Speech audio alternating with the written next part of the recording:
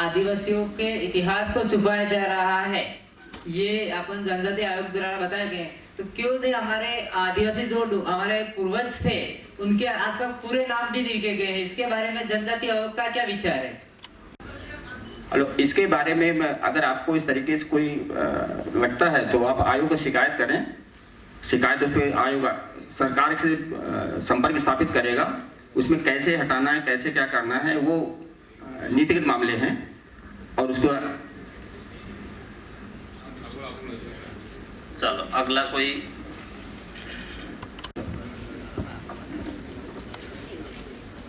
विशेषकर ये आर्टिकल 244(1) के संवैधानिक प्रावधान है, उसके बारे में प्रश्न करना चाहूँगा। ये कई समय से इम्प्लीमेंटेशन की प्रतीक्षा करता आ रहे हैं हम लोग। ये प्रावधान लागू नहीं करती स्टेट गवर्नमेंट, तो इसमें आयोग का क्या रोल है? आयोग उसको इम्प्लीमेंट कराने के लिए कुछ दबाव डाल सकती है स्टेट गवर्नमेंट पे? न तो यहाँ TAC की मीटिंग होती है राजस्थान में, और न ही इम्प्लीमेंटेशन हो रहा। 75 ईयर्स तो हो गए। ये प्रावधान कब लागू होंगे, उसका बेनिफिट कब मिलेगा ट्राइबल्स को?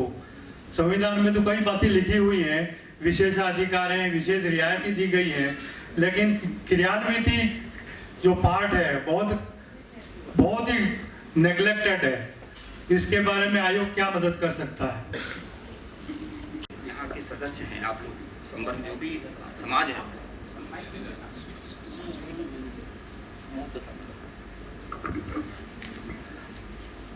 जो इसमें आपका प्रतिनिधि मंडल है यहाँ का, वो एक अपने ऑर्गेनाइजेशन के लेटर हेड पे कमीशन को बताया कि राजस्थान सरकार द्वारा TAC की मीटिंग की जाती है, न यहाँ कोई प्रावधान लागू हैं, तो उसको राजस्थान चीफ सेक्रेटरी या चीफ मिनिस्टर लेवल से कमीशन जरूर टेकअप करेगा और उसके निवारण के लिए कार्य करेगा।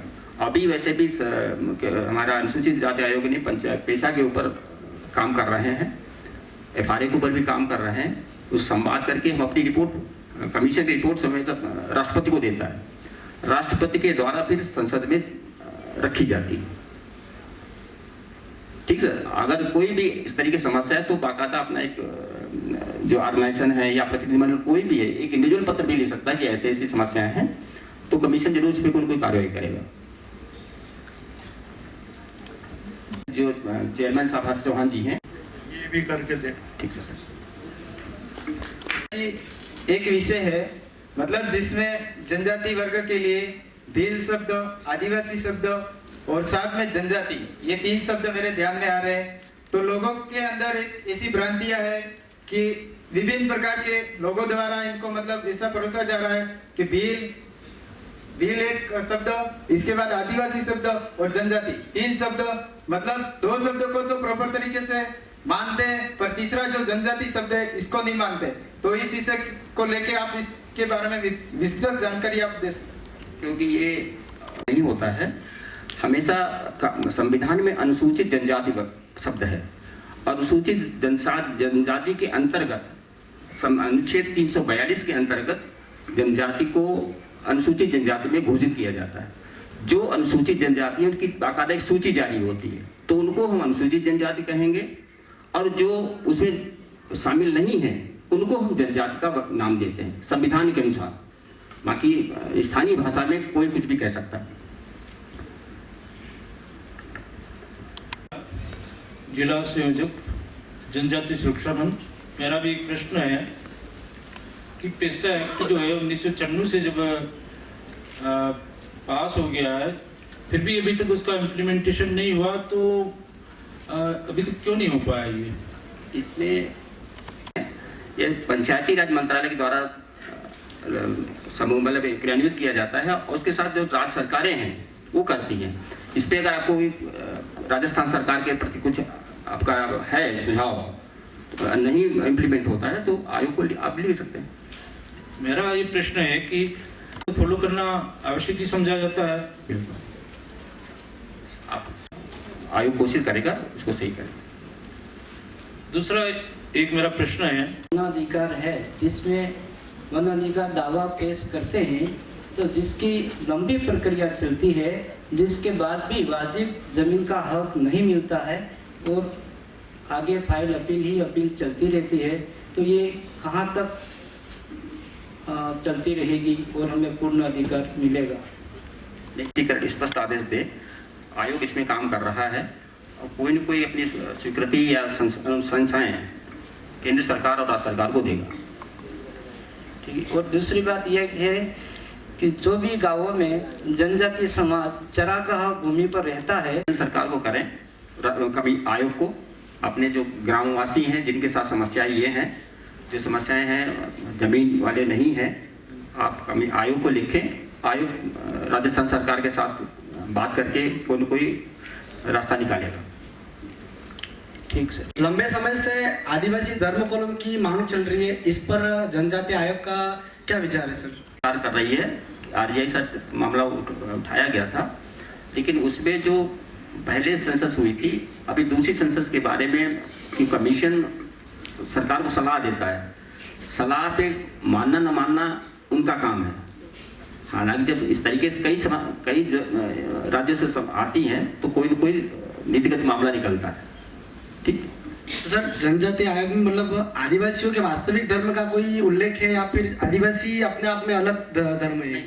आदिवासियों में धर्म की कोई बाध्यता नहीं है। आदिवासी को जो अनुसूचित, आदिवासी के नहीं कहें, अनुसूचित जनजातियों के जो नोटिफिकेशन जिनको चिन्हित किया जाता है, उनमें धर्म का कोई प्रतिबंध नहीं है। अनुसूचित जनजाति किसी भी धर्म को फॉलो कर सकता है, ये है। धन्यवाद सर। अगला प्रतिभागी। हमारे क्षेत्र में कुछ समय पहले काकरे डुगरी प्रकरण हुआ था। उस प्रकरण के लिए कुछ समय पहले अनंत जी नायक आए थे, तो हमने उन्हें कहा था कि जो लोग दोषी हैं उन्हें सजा दी जाए और जो दोषी नहीं हैं उन पर जो मुकदमे वो हटाए जाए, ताकि वो भविष्य उनका सही रहे और वो आगामी परीक्षाओं में काम कर सके, उनका उज्जवल भविष्य हो। तो उसके लिए कोई कार्य संचालित हो रहा है क्या? जी सर, अगर सदस्य महोदय को आपने स्वयं ज्ञापन दिया है तो उसमें आयोग कार्य कर रहा होगा। जी सर, थैंक यू सर। अनुराग कटारा, डूंगरपुर।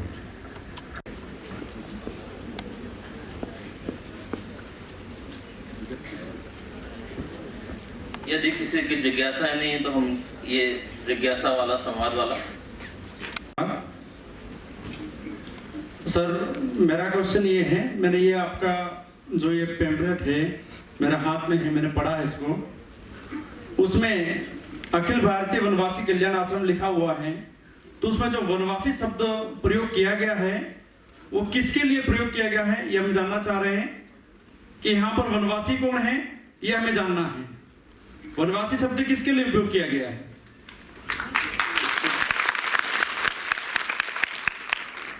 हमारे जो और हमारे कटारा साहब जो है, राजा राम कटारा जी, वो सही आपको उत्तर देंगे इस बारे में। ठीक है, कि संस्था नाम किसी भी नाम से हो सकती है। हाँ, यह हो सकती है संस्था किसी भी नाम से। हाँ।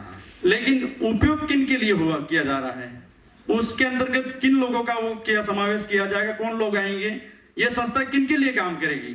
ये तो संस्था अपने निश्चित करती है आयोग। हाँ, तो लेकिन वही तो हमें जानना है कि वो किसके लिए काम करना चाह रही है। जो वनवासी शब्द है, यहाँ तो कोई वनवासी नहीं है। जहाँ मैं पैदा हुआ हूँ, मेरी जानकारी के अनुसार मैंने एक भी वनवासी नहीं देखा है इस क्षेत्र में। तो इसमें हमारे वनवासी कल्याण परिषद के कार्यकर्ता लोग आए हुए हैं, उनसे आप प्रश्न पूछ सकते हैं, आप जवाब भी ले सकते हैं। हाँ, तो उन कार्यकर्ता से भी मेरा पूछना है कि वो खुद भी वनवासी नहीं है, तो फिर वनवासी शब्द प्रयोग किसके लिए किया जा रहा है? निवेदन ये है कि जो आदिवासी बच्चे यहाँ पढ़ रहे हैं, लगभग 2020 से लगाकर 22 सत्र आ गया, समय पर उनको स्कॉलरशिप नहीं मिलती, छात्रवृत्ति नहीं मिलती, छात्रवृत्ति के हिसाब से ही पढ़ते हैं। तो आखिर में जनजातीय आयोग का क्या कहना है इसके बारे में? जिस संस्था से छात्रवृत्ति नहीं मिल पा रही है उसके बारे में आयोग को लिखें, आयोग तुरंत उसके ऊपर कार्रवाई करेगा और संबंधित राज्य सरकार से छात्रवृत्ति दिलाने कहेगा। सर, सरकार केंद्र की हो या राजस्थान की सरकार हो, लगभग 3 साल का छात्रवृत्ति का प्रोसेस आते आते अकाउंट में आते आते बीच रास्ते में अटक जाती है। तो सरकार को कितना, एक स्टूडेंट होने के नाते कितने पत्र लिखे? तो आप नहीं, आप कई छात्र संघ होता है, आपके बारे में तो आप अकेले ले सकते हैं। जनजातीय आयोग का भी यही दायित्व बनता है कितनी फास्ट छात्रवृत्ति जमा हो छात्रों के अकाउंट में, तो उसके लिए भी आप प्रोसेस बताएं।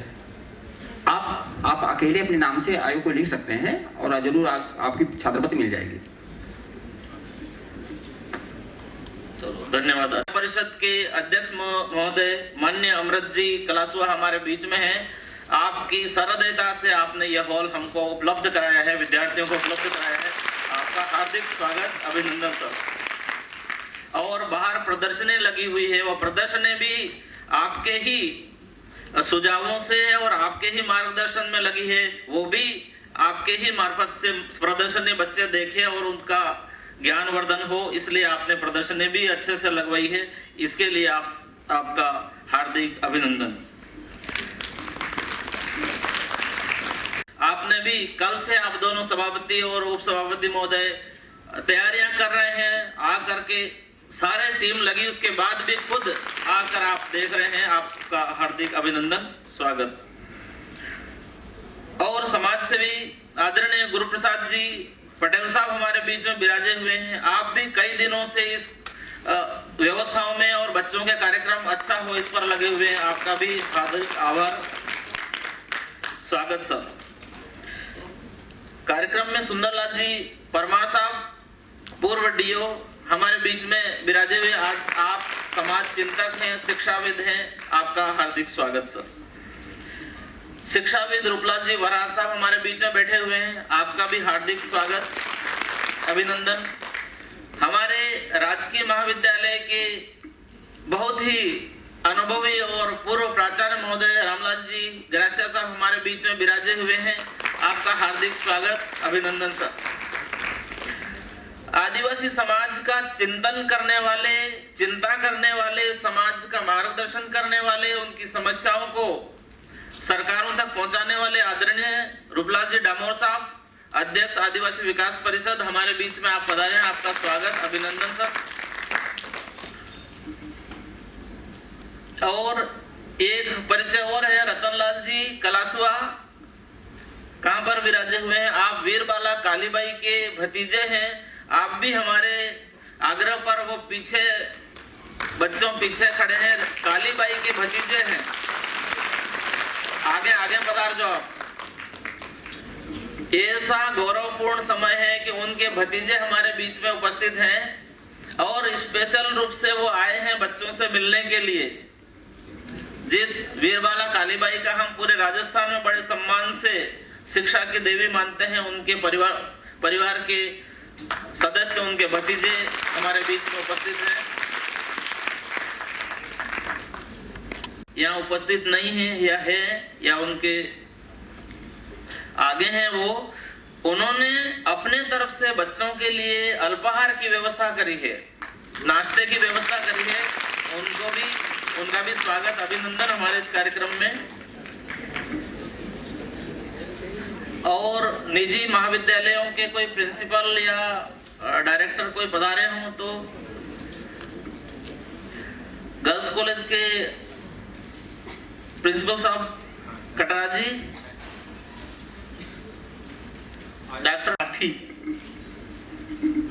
पंक्ति में आगे बैठे कॉलेज के प्राध्यापक, व्याख्याता और गुरुप्रसाद जी, जनप्रतिनिधि सरपंच साहब और भी जनप्रतिनिधि यहाँ होंगे, लेकिन आगे की पंक्ति में जो बैठे हैं उनका नाम मैं ले रहा हूँ। कॉलेज के स्टूडेंट्स, कालीबाई गर्ल्स कॉलेज की भी छात्राएं और इस सभागार में उपस्थित भाई और बहनों, आज हम लोग नेशनल कमीशन फॉर एसटी की ओर से आयोजित इस संगोष्ठी में उपस्थित हुए हैं। यह संगोष्ठी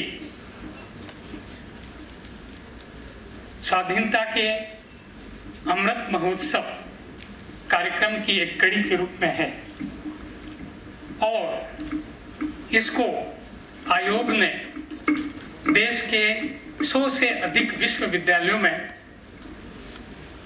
किया है। जिसमें चूंकि डूंगरपुर विश्वविद्यालय का मुख्यालय नहीं है, इसके बावजूद भी डूंगरपुर का चयन किया है, ये हमारे लिए बहुत गौरव की बात है। सभी 100 से ऊपर की विश्वविद्यालय जो हैं पूरे भारत में, सभी मुख्यालयों पर ये कार्यक्रम हुए हैं और आज के जो कार्यक्रम में जो उपस्थिति है उसको देखकर बड़ी खुशी होती है। ये जो सभागार है पूर्ण रूप से भरा हुआ है और यहाँ तक कि एक्स्ट्रा सीटिंग व्यवस्था में लोग और दर्शक और श्रोतागण उपस्थित हैं। आज का जो मुख्य विषय है स्वाधीनता में जनजाति नायकों का योगदान के बारे में है। क्योंकि आप और हम सब किसी न किसी तरीके से शिक्षा से जुड़े हुए हैं और सब ने भारत के स्वतंत्रता संग्राम को पढ़ा है, इतिहास को भी पढ़ा है और अब तक ये बात सामने आई है कि भारत में स्वतंत्रता संग्राम 1857 से माना जाता है, लेकिन वस्तुतः ऐसा नहीं होकर भारत का स्वतंत्रता संग्राम हमारे जनजाति समाज में इससे पूर्व करीब 190 साल पहले ही शुरू हो गया था। क्योंकि जनजाति समाज कृषि आधारित और गांवों में रहने वाला समाज है। जंगल से उनका वास्ता है और जमीन से वास्ता है। तो जो भी आजादी के पूर्व ब्रिटिश गवर्नमेंट रही या ईस्ट इंडिया कंपनी रही, उनके हाथ में जल, जमीन, जंगल के मैनेजमेंट का काम और उसको नियंत्रित करने का काम उन्हीं के पास था और कानून वगैरह भी बने हुए थे। वो ब्रिटिश सरकार के, ईस्ट इंडिया कंपनी के और तत्कालीन रियासतों के हिसाब से बने हुए थे। कई प्रकार के उसमें कर लगाए गए थे, लगाए जाते थे और कई तरह की जंगल से संबंधित जो सुविधाएं थी उनको नियंत्रित किया जाता था। लेकिन जब जब किसी भी रियासत ने या जमींदार ने या जागीरदार ने या उनके किसी प्रतिनिधि ने अत्याचार किए, अधिक कोई कठोर दंड जैसा किया, तो तब आंदोलन की शुरुआत हुई है। जैसा कि मैंने आपसे कहा कि आज़ादी का जो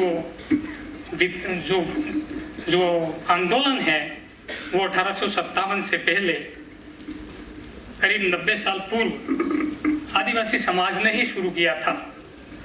मैं ज़्यादा इसमें कोई बात नहीं कहकर सिर्फ उनके नाम के बारे में जिक्र करूंगा। सबसे पहले रत्ना नायक जो सिंह भूमि के थे, उनने उपराज्यपाल डॉक्टर डब्ल्यू हेस की हत्या की थी सन 1768 में। ये वहाँ से शुरुआत हुई थी और जब इस तरह की हत्या हुई तो उन पर मुकदमे चले और उनको फांसी दे दी गई। उसके पश्चात तिलका मांझी, इन्होंने भी आंदोलन की शुरुआत उसके जस्ट बाद ही कर ली थी और उन्हें भी 1785 में वट वृक्ष पर रस्सी से लटकाकर फांसी की सजा दे दी गई थी। इसी तरह से टी चंदू, सिद्धू कानू और इस तरह के कई आंदोलनकारी हुए थे जिनमें राघोजी भांगरे, जोरिया परमेश्वर, बुद्धू भगत, शहीद ज्ञान सिंह आदि कई सारे नाम हैं। ये मैंने एक सिलेक्टेड मैंने पढ़ा है, उनका जिक्र कर रहा हूँ। ये सभी 1857 के पहले के क्रांतिकारी हैं, लेकिन दुर्भाग्य है कि इतिहास में इनको यथोचित स्थान नहीं मिला। तो मैं समझता हूं कि NCST, चूंकि इनका उद्देश्य ही ऐसे हीरोज को अच्छा स्थान दिलाने के लिए प्रयासरत हैं, उम्मीद करते हैं कि अच्छा स्थान दिलाएंगे। और 1857 की क्रांति प्रथम स्वतंत्रता संग्राम था। वो सैनिक और असैनिक दोनों प्रकार के आंदोलन हुए थे और इसको 1858 के दिसंबर तक करीब कंट्रोल कर लिया था। फिर भी भारतवासियों ने और विशेषकर जनजाति समुदाय के आंदोलनकारियों ने इसको जारी रखा था। क्योंकि मैं यहाँ एक गेस्ट के रूप में हूँ, एक वक्ता के रूप में नहीं हूँ, आगे के बारे में बहुत ज़्यादा मुझे विस्तार से जाने की जरूरत नहीं है। मैं इस संदर्भ में राजस्थान में जो आंदोलनकारी हुए हैं उनका संक्षिप्त विवरण दूंगा। यहाँ प्रजामंडल की स्थापना हुई थी 1938 में और डूंगरपुर में भी 1942 में प्रजामंडल की स्थापना हुई थी। और प्रजामंडल अपने आप में इसके माध्यम से स्वतंत्रता आंदोलन को अपने हाथ में लिए हुए थे। माननीय कटारा जी ने मानगढ़ धाम पर हुए नरसंहार के बारे में काफी कुछ विस्तृत से बताया है, ज्यादा जानने की जरूरत नहीं है। पाल चितरिया में जो आंदोलन हुआ था उसका भी जिक्र आपने किया। उसमें एक विशेष बात ये थी कि उस आंदोलन में उस मीटिंग में जो लोग गए थे उनको कंट्रोल करने के लिए मेवाड़, भीलकोर, खेरवाड़ा को इस्तेमाल किया गया था और वहाँ हजारों की संख्या में लोग आंदोलनकारी शरीक हुए थे। MBC की प्लाटून भेजी गई थी और उसके जो प्लाटून कमांडेंट थे, सूबेदार थे, वो सूरजी निनामा थे, वो हमारे समाज के थे। दुर्भाग्य से उनके आदेश से गोलियां चलाई गई और ऐसा अंदाज है कि सैकड़ों हजारों लोग, कोई 1000 के आसपास, 1200 के आसपास लोग शहीद हुए थे। उस नरसंहार को इतिहास में पूरा स्थान अभी भी नहीं मिला हुआ है।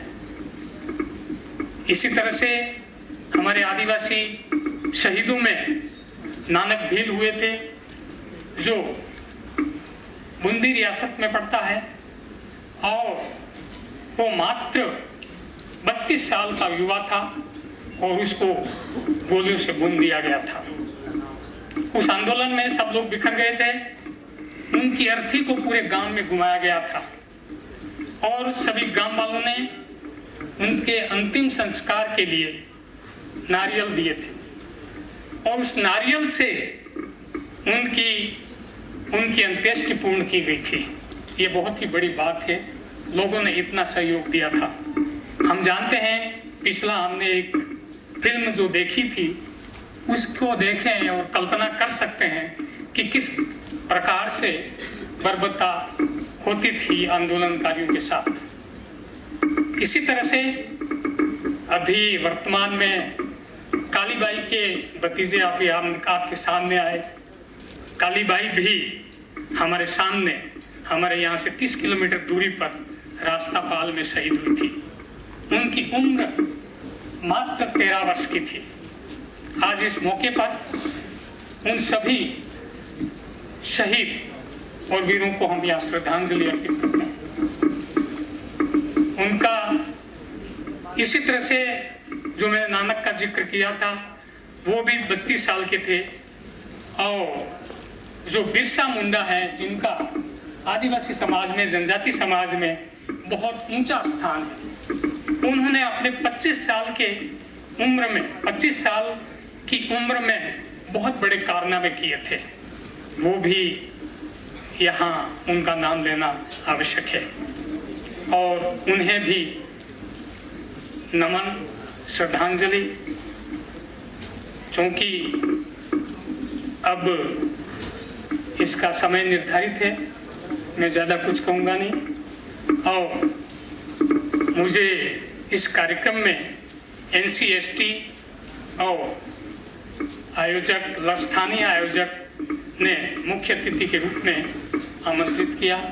मैं हृदय से आपका आभार व्यक्त करता हूँ। धन्यवाद। जय हिंद। इन्होंने बड़े ही मार्जिन से अध्यक्ष पद का चुनाव जीता है। इनका हार्दिक स्वागत, अभिनंदन। ये सही मायने में ऐसे लीडर होते हैं बाकी जो पूरे महाविद्यालय को लेकर चलते हैं। कालीबाई कन्या महाविद्यालय का चुनाव जीता है। ये भी हमारी बालिकाओं की नेत्री है, इनका भी अभिनंदन, स्वागत। और खेरवाड़ा कन्या महाविद्यालय से पधारी हमारे मनीषा डामोर, वंदना डामोर।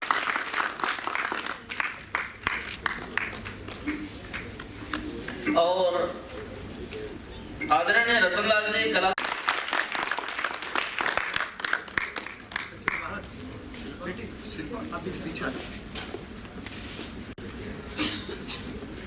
आपका आग्रह है कि सभी अतिथि और बच्चे पीछे की तरफ हॉल है, उस हॉल में अपने मेरे वरिष्ठ प्रबुद्ध नागरिक जन, सामाजिक कार्यकर्ता,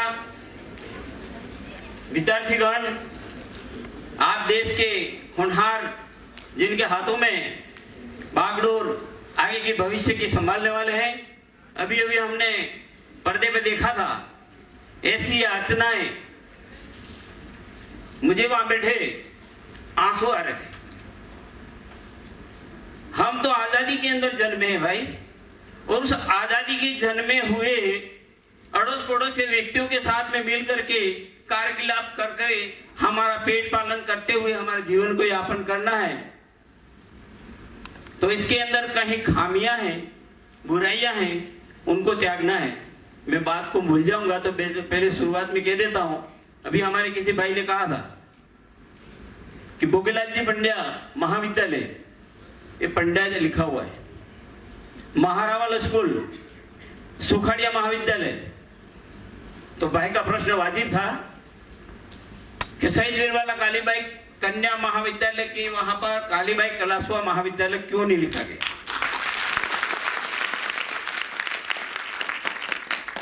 इस बात को लेकर के ये रतनलाल कलासुआ उस समय के जब विद्यालय का नामकरण हो रहा था, और उस समय के सांसद महोदय और उस समय के हमारे डूंगरपुर जिले के जिला परिषद में बैठे हुए हमारे जिला प्रमुख महोदय, उन दोनों के पास में अपनी एप्लीकेशन लेके गया था।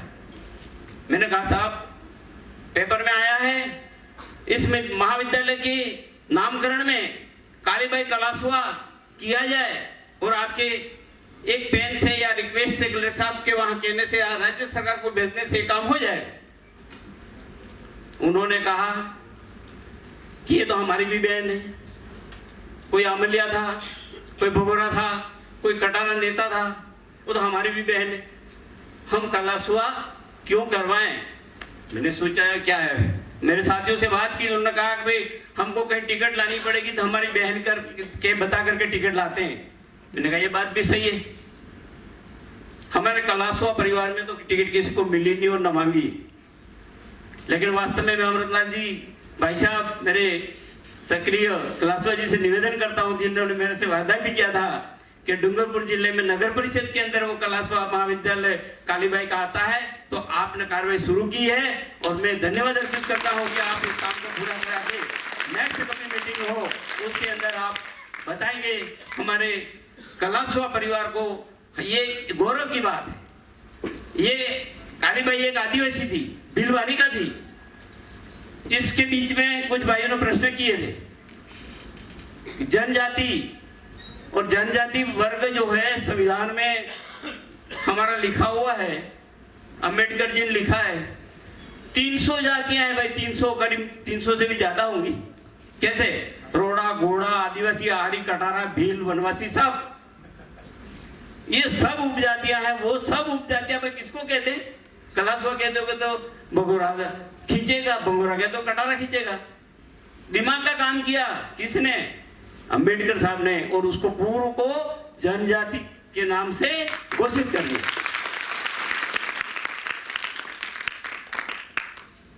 और जनजाति है, वह जनजाति शब्द मैं पढ़ता था, फार्म भरो, उसमें कोड आता था बुद्ध, इस्लाम, ईसाई और हिंदू। इतना याद रहा मेरे को। उम्र होती है तो भूल जाते। तो उसमें से एक कोड भरना था, तो मैंने हिंदू पे राइट किया था।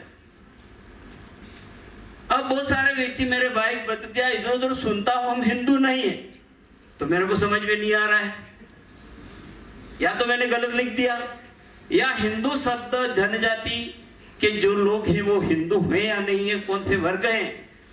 सम्मानीय मन से निवेदन है कि क्या ये हिंदू हैं?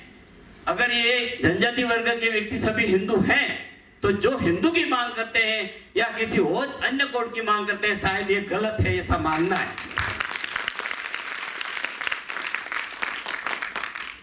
सज्जनों, शिक्षा के आंदोलन में पंजाब मंडल की जो 1942 में मीटिंग हुई थी और वहां से शुरू प्रजा मंडल हुआ। प्रजा मंडल, प्रजा का मंडल, और उसके तत्वाधान में कोई पढ़ा लिखा था छोटा मोटा, तो उस पढ़े लिखे को मास्टर बना दिया गया। रात्रिशाला खोली गई, कोई जानकार था उसके भजन कीर्तन की रात्रि मीटिंग होते गई। सतीश सुरमाल महाराज ने रात्रि भगत बेड़ा कराया, અને ભગત બેડા કરીને કહી દીધું કે ગાય મારતા ને બોકડા કુકડા ખાતા ને અને દારૂ પીતા ने ये संस्कार दिया हमारे सतीश सुरमाल महाराज ने, जो खराड़ी परिवार से सतीश सुरमाल थे। ये भी एक आंदोलन के कार्यकर्ता थे। गलत बोल रहे हो प्रजा, वो तो उस समय हुकूमत ने उसको शीशा पिला दिया, मर जाएगा गरम करके, फिर कब वापस निकाल। सवा शेर था तो सवा शेर हो जाना चाहिए। अंग्रेजों ने ऐसी यातना दी, सतीश सुरमाल महाराज ने निकाल करके तोला, तो एक रत्ती कम पड़ा, दांत को खोद करके अंदर से निकाल करके भी पूरा किया। गोविंद गुरु हमारे महाजी महाराज गेपसागर पाल माते ડીગ્યા पानी माते एम कहता भाई एम कहीं कौन जाने आजकल एकदम डूबी जवाई। तपोबल भी हमारे भारत के अंदर, हमारे हिंदुस्तान के अंदर है। इसका नाम है हिंदुस्तान, इसका नाम है भारतवर्ष, और हम भारतवर्ष के हिंदुस्तान के रहने वाले व्यक्ति हैं। तो हमारे अनीति अन्याय हमारे दिमाग में नहीं आनी चाहिए। आप सभी विद्यार्थी, मैं विद्यार्थी को पहले कहूंगा क्योंकि विद्यार्थी का कार्यक्रम, क्योंकि विद्यार्थी इस देश की जड़ है। आपके दिमाग के अंदर कई प्रकार की विकृतियां हो सकती है। समय ज्यादा हो रहा है, मैं थोड़ा बोल लूंगा भाई, मौका मेरे को तो मिलता ही नहीं है।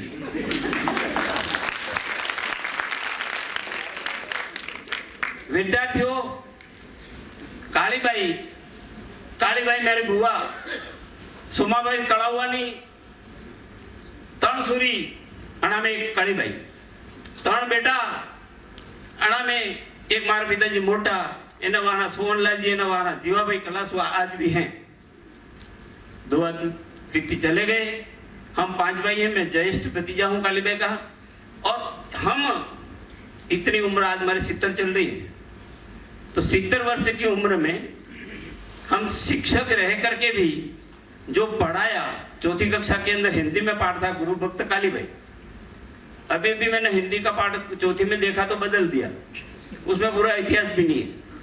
तो कालीबाई, और उस समय एक तंत्र हुकूमत के अंदर रास्तापाल के अंदर एक प्रजामंडल की ओर से शाला चलती, स्कूल चलती थी। सेंगाबाई माट साहब थे वहां पे, और वहाँ के मुखबिर नाना भाई खांड थे। उन्होंने गुड़ीबंडा में मीटिंग हुई, कहा किसने एक तंत्र हुक्म ने कि मीटिंग में जो भी बता रहे हो रास्ता पाल की स्कूल बंद कर देना। तो नाना भाई खांड ने उस वृक्ष के नीचे मीटिंग हुई थी, तो उन्होंने सौगंध खाए कि नाना भाई का सिर जाएगा पर स्कूल बंद नहीं होने दूंगा। ये प्रजा उस समय अंग्रेजों के शासनकाल को हमारे महाराज के जो प्रतिनिधि थे उनको अच्छा नहीं लगा और उन्होंने अल्टीमेटम दिया 19 जून तक स्कूल बंद हो जाना चाहिए। अगर 19 जून के पहले 18 जून तक बंद नहीं हुआ तो आपके वहां पर स्कूल बंद करने के लिए प्रशासन आएगा। इस बात को नाना भाई खाट को राज नहीं हुआ और उन्होंने जाके गांव में मीटिंग की और 19 जून का दिन सुबह हुआ और सुबह में वही गाड़ियां दौड़ती हुई, गाड़ियां, फौजें, ये सब आया। उसी के ऊपर उसी कड़ी में मैं थोड़ी सी झलक आपको देता हूं। इनका इतिहास बोलूंगा तो टाइम ज्यादा हो जाएगा। गीत इतने वाड़वो कहता है तमें सूर्य उभी थी वाड़ी सको भाई 4 बजे नहीं गए मुक्काओ ते तमें वाड़ाए कि नहीं वाड़ाए, हदुका फोड़े कि नहीं फोड़े तमें जानो, ठीक है। रही लेके वो बोले काली बाई रोड़ा में मारने काली बाई, बेटा बेटा बोलो काली बाई रोड़ा में मारणी। मुझे वक्त को तमें बीजा वक्त वाड़ो देखे કેટલું દમ है। रहीने के वो बोले काली बाई रोड़ा में मारणी।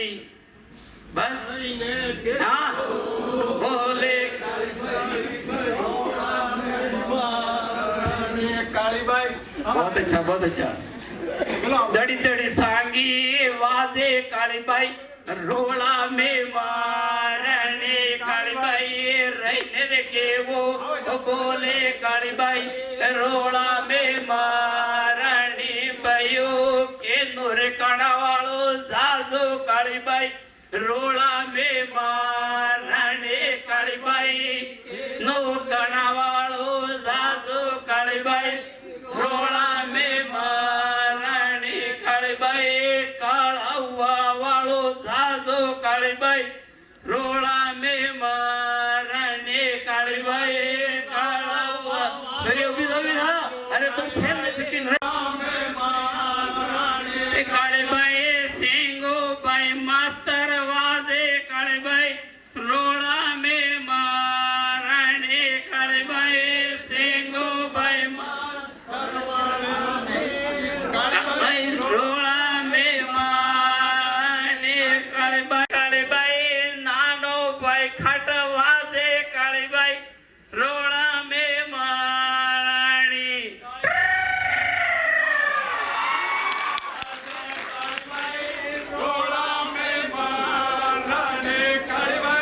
ये थोड़ी सी एक झलक थी।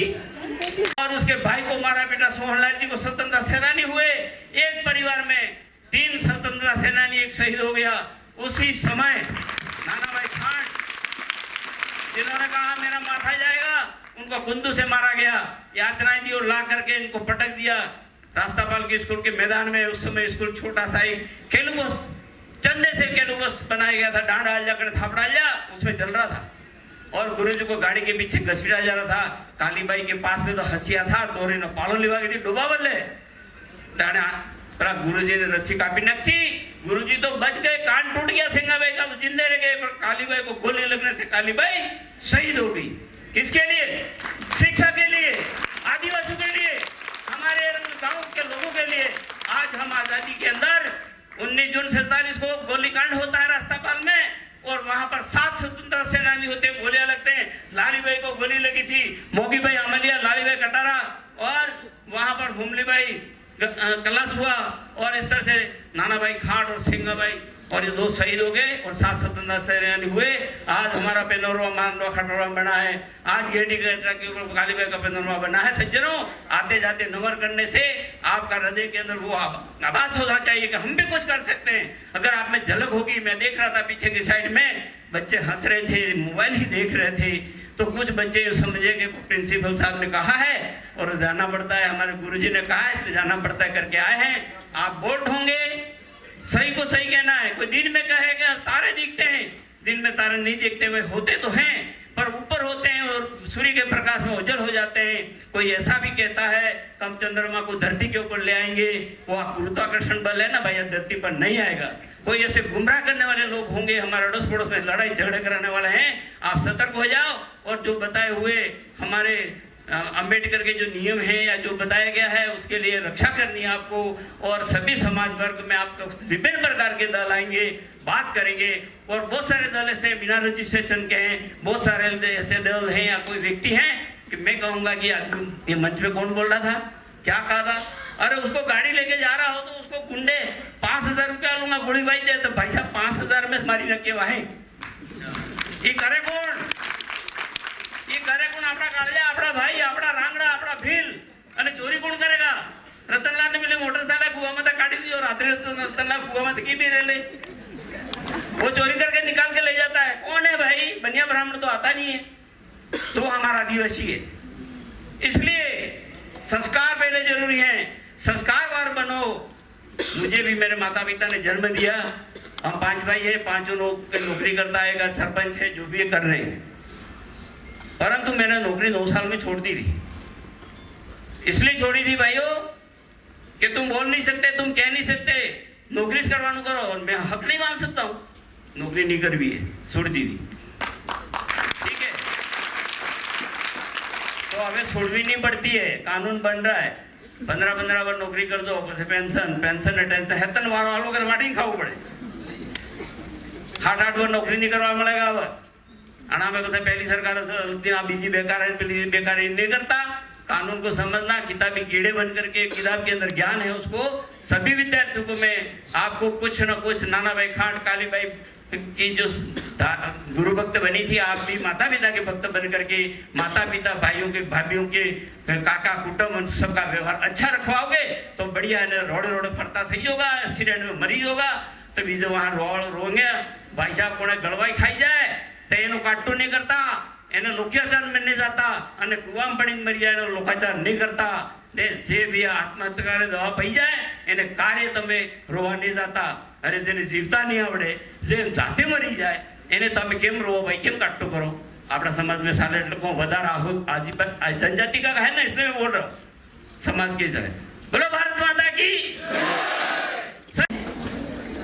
नगर के गणमान्य लोग, हमारे दोनों महाविद्यालय के टीचिंग फैकल्टी, पत्रकार और जर्नलिस्ट भाई लोग, हमारे दोनों महाविद्यालय के प्रस्तुत स्टूडेंट्स विद्यार्थी लोग और हमारे महाविद्यालय में आने वाले भविष्य के विद्यार्थी जो स्कूल से आए हैं, आप सभी का यहाँ पर उपस्थिति देखकर मैं बहुत ही खुश हूँ। और मैं एसटी कमीशन का श्रीमान जी मिश्रा जी, मैं बहुत आभारी हूँ कि उन्होंने हमारे महाविद्यालय को यह जिम्मेवारी इस पुनीत अवसर पर दिया। आप जैसा कि सभी जानते हैं कि आज़ादी के हम अमृत महोत्सव को बीच में डिस्टर्बेंस मत करो प्लीज। जो लोग नई पीढ़ी के हैं या नए हैं यहाँ, उनको मैं अपना परिचय दे दूं कि यहाँ पे ग्रासिया जी बैठे हैं, एसवीपी के पूर्व प्राचार्य। उन्हीं समय 1999 में मैं यहाँ आया था। बीच में कुछ व्यवधान के कारण मुझे यहाँ से विदागरी मिली और पुनः सरकार ने हमें यहाँ एक सप्ताह पहले भेजा इस महाविद्यालय में।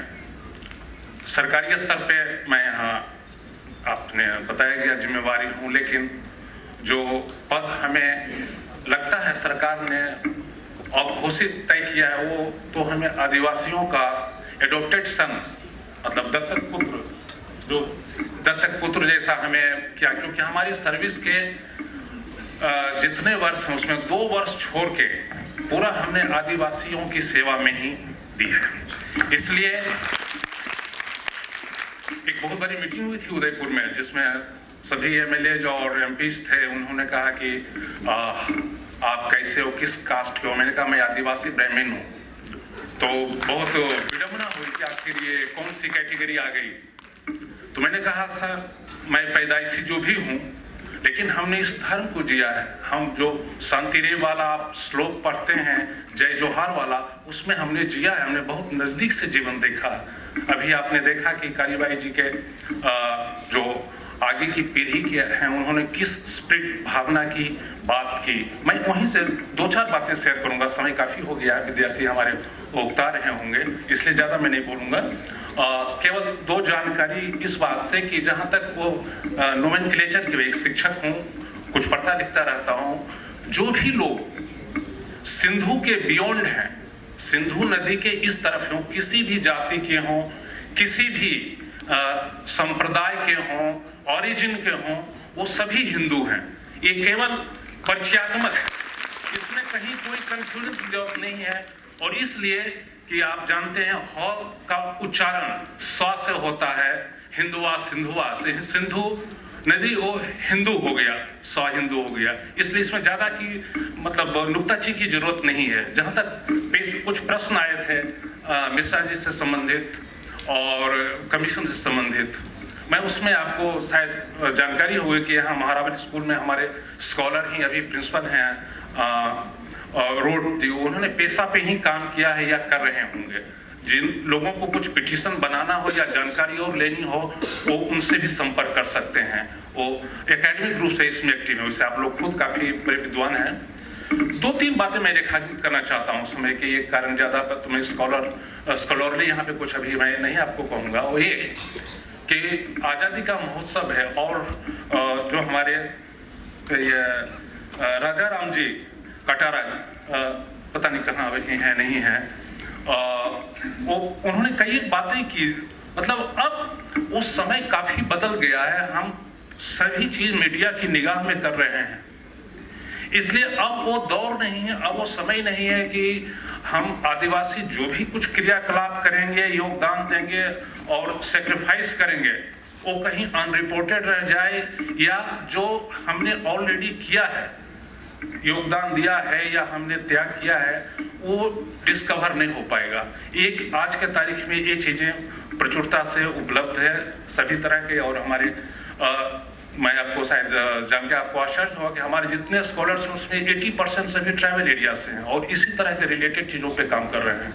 तो जो मैं उस परिप्रेक्ष्य में कहना चाहूँगा वो यही है कि जो अभी आपने फिल्म में देखा, पर्टिकुलरली नए बच्चे इस चीज़ को नोट करें, वो एक सांकेतिक है, केवल सिंबल है, उससे कई गुना ज़्यादा यातनाएं लोगों ने झेली है, और ऐसी यातनाएं झेली है जिसको शब्दों में नहीं लिखा जा सकता है, जिसको चित्रों में दिखाया नहीं जा सकता है।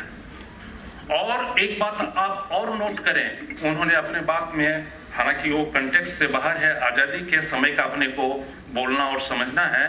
रामायण से लेके राणा तक, महाराणा प्रताप की मैं बात कर रहा हूँ, यदि किसी जो वो बेड था, वो आधार था, बेस था, जो यातनाएं सहा है, जो त्याग किया है, जो कुर्बानियां दी है, वो यही समाज है। बाकी लोग तो श्रेय ले गए या बाकी लोग का नाम आप पढ़ते लिखते हैं, अनकाउंट गिबरिंग्स, मतलब आप कल्पना नहीं कर सकते हैं उतने लोग शहीद हुए हैं, उतनी यातनाएं झेले हैं। अभी भी आप देखते होंगे कुछ घटना घटती है तो रिपोर्टिंग बहुत कम होती है, 10 लोग ही ऐसी घटना घटी, जबकि वहाँ पे हजारों और कितने लोग वहाँ पे मर जाते ही जाते हैं। आप समझ सकते हैं कि जब रिकॉर्डेड हिस्ट्री जो है, इतिहास है, इतना लोगों का है, तो यातनाओं का क्या लेवल रहा होगा।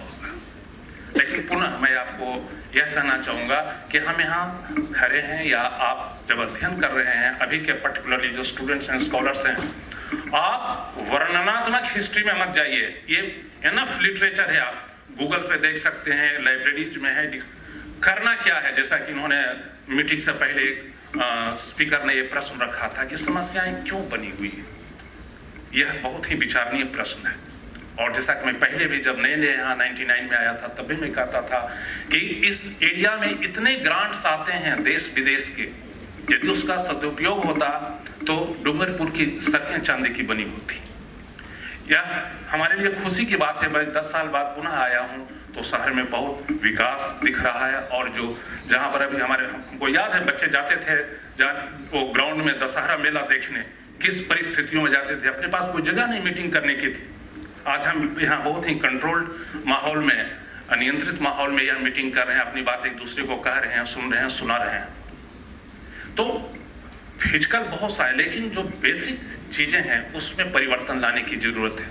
हमें ऐसे, यदि ऐसी परिस्थितियों से बचना है तो हमें समाधान ढूंढना पड़ेगा। समस्याएं का वर्णन कर देना, गिना देना बहुत आसान है, लेकिन आप समाधान क्या है इसके तरफ सोचें, तभी जो किसी का प्रश्न आया था कि सीटें क्यों नहीं भरी जाती है, या हम जो आदिवासी छात्र छात्राएं हैं अपने मन से पूछें कि हम कितना सीरियसली पढ़ रहे हैं। क्या केवल हम स्कॉलरशिप के लिए पढ़ रहे हैं? ST/SC कमीशन हमें स्कॉलरशिप देगा और दिलाएगा, वो एक कंडीशन है, लेकिन क्या हम सच्चे मन से अध्ययन करें? क्यों सीटें खाली रह जाती है ST/SC की यूनिवर्सिटीज में?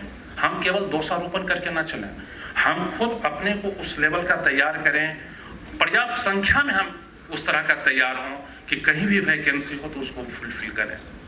यदि हम ऐसा कर पाते हैं तो जो हमारे पूर्वजों ने श्रद्धांजलि दी है उसके लिए हमारा ये सचमुच में योगदान होगा, ये श्रेय का होगा हमारे लिए। एक बात और मैं आपके सामने कहना चाहूँगा, वह यह है कि जो माहौल है योगदान की, आदिवासी समाज कभी भी संगठित होकर, वैसे जैसे या पूरा आंदोलन कर देखें, विद्यार्थी इसलिए मैं इस पॉइंट को कह रहा हूँ, आप देखिए उसके भी कई एक भाग रहे हैं। कुछ जो आदिवासी आंदोलन हुए उसमें समाज सुधार की बात हुई, आपस में ही कई तरह के उसमें आंदोलन हुए हैं। कुछ जो हुआ वह मेन रूप से जो आज़ादी का आंदोलन हुआ उस मुख्य धारा में वो मिल गए। कुछ ने जल, जमीन, जंगल इसको बचाने के लिए किया। तात्कालिक जो रिसोर्सेज थे, आपको नीनामा जी पहले भी बताए होंगे, जो मिनरल रिसोर्सेज थे, पर्टिकुलरली बिरसा मुंडा जी का हम लोग सेंट्रियन ईयर मना रहे हैं। आप समझिएगा, जो तत्व सबसे प्रमुख रेखांकित करने की बात है, आदिवासियों ने कभी योजना बना के ये सभी काम नहीं किया। वो गए, जाते गए और वो घटना घट गई, जो मानगढ़ की हो या कोई और हो। जो तत्व स्पॉन्टेनिटी की है, प्रत्युत्पन्न मतित्व की है, वो ज्यादा हावी रहा। कालीबाई जी को भी लगा कि ये हो रहा है, ये अनुचित है। वो कोई योजना बनाने की देखा हमें रस्सी काटना है या कुछ और करना है। इंस्टेंटली उन्होंने ये निर्णय लिया कि नहीं, हमें ये करना रहेगा तो शायद माहौल ठीक रहेगा। इस स्पॉन्टेनिटी को यदि हम सस्टेन करते हैं, लगायत हम बनाए रखते हैं, तो हम कोई भी वो आयोग हो, अपना संविधान हो या और कोई संस्थान है, उससे हमारे लिए जो ड्यू है वो हम बेनिफिट ले सकते हैं। और केवल हम बेनिफिट इसलिए नहीं लें कि हमारे लिए वो बेनिफिट है, उस बेनिफिट का एक निश्चित पर्पस है। आप यदि उसको यूज करेंगे तो निश्चित रूप से ये हमारे लिए बहुत ही श्रेय कर रहेगा, फायदेमंद रहेगा, और जो हमारे लिए त्याग किए हैं पहले के पूर्वज, उसको सच्ची श्रद्धांजलि होगी। समय काफी हो गया है, मैं मंच नेक्स्ट टू प्रोसीड। हमारे शिक्षक साथी और अतिथि, आप सभी पधारे, अपना अमूल्य समय दिया, इसके लिए मैं हृदय से आपका हार्दिक आभारी हूँ। विशेषकर नगर परिषद के कार्मिकों का, सभापति महोदय का आपका बहुत बहुत आभार, धन्यवाद। कार्यक्रम यहीं समाप्त होने वाला है। कार्यक्रम के लिए राष्ट्रगान शुरू करें। राष्ट्रगान के उपरांत अपने जगह पर खड़े हो जाएं। राष्ट्रगान के बाद हम पीछे